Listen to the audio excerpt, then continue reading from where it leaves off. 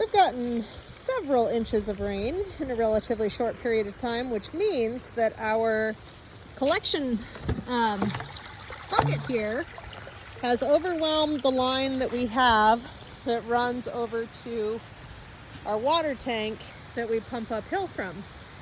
What that means is that we have air bubbles in the line, which now are not allowing this to feed down to that tank. So what I'm doing right now with my hand is burping the line to resolve that. And when we get weather like this, you have to do this fairly regularly just to keep the water flowing into that water tank instead of into our pond here.